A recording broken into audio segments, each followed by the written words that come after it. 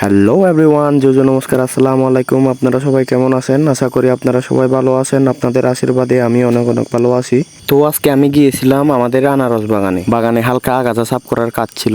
আগাছা সাফ করার পরে আমি দুপুরের খাবারটা এখানে সেরে ফেলবো। আমার দুপুরের খাওয়ার আইটেম কি কি ছিল আপনাদের সাথে শেয়ার করব। আমার খাওয়ার আইটেমে ভাতের সাথে ছিল স্পেশাল পেঁপে ভর্তা, আর সাথে ছিল মোস্ট স্পেশাল বেগুন তরকারি। আমার ফেভারিট একটা তরকারি হচ্ছে বেগুন তরকারি। আর সাথে ছিল কাঁঠাল, এটাও স্পেশাল পাহাড়ি স্টাইলে রান্না করা।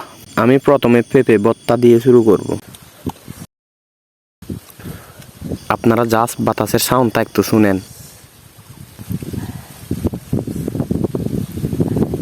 সারাদিন কাজ করে খোলা আকাশের নিচে এইরকম ঠান্ডা বাতাসে একবেলা ভাত খাওয়া আসলে সত্যি অনেক মজা।